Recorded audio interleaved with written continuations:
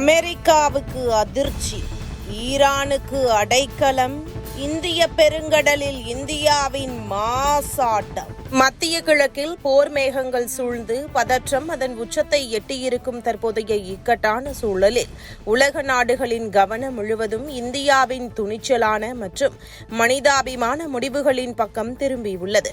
Iran தனது 3 போர்க்கப்பல்களை இந்திய துறைமுகங்களில் நிறுத்தி வைக்க அனுமதி கோரிய அடுத்த நாளே இந்தியா அதற்கு இசைவு தெரிவித்து சர்வதேச அரசியலில் இந்தியாவின் வளர்ந்து வரும் செல்வாக்கையும் அதன் தனித்துவமான வெளியுறவு கொள்கையையும் பறைசாற்றியது. இந்த விவகாரம் ஈரானுக்கு ஆதரவான செயல்பாடாக சிலரால் பார்க்கப்பட்டாலும் உண்மையில் இது இந்தியாவின் இறையாண்மையையும் அண்டை நாடுகளுக்கு முன்னுரிமை மற்றும் மனிதாபிமான அடிப்படையாகிய கொள்கைகளில் இந்தியா கொண்டுள்ள அசைக்க முடியாத நம்பிக்கையையுமே காட்டுகிறது.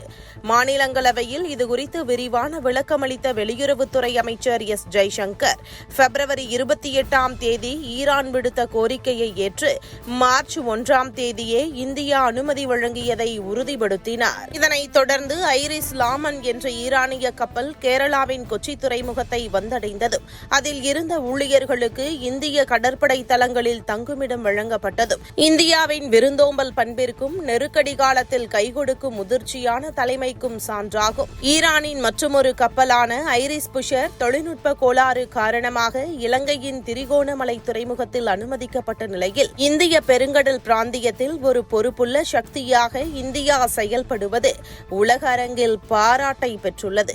எத்தகைய அழுத்தங்கள் இருந்தாலும் மனிதாபிமான அடிப்படையில் ஒரு நாட்டிற்கு உதவுவது தார்மீக ரீதியாக சரியானது என்பதில் இந்தியா உறுதியாக இருப்பதை அமைச்சர் ஜெய்சங்கரின் கூற்று மெய்ப்பிக்கிறது. இதற்காக ஈரான் வெளியுறவுத்துறை அமைச்சர் இந்தியாவுக்கு தனது நன்றியை தெரிவித்துள்ளது.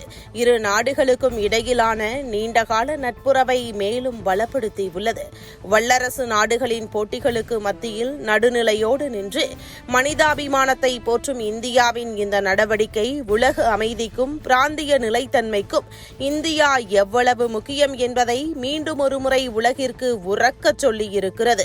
பாரதத்தின் இந்த தீர்க்கமான முடிவு சர்வதேச உறவுகளில் இந்தியா ஒரு விஸ்வகுருவாக, அதாவது உலக வழிகாட்டியாக உருவெடுத்து வருவதை உறுதி செய்கிறது.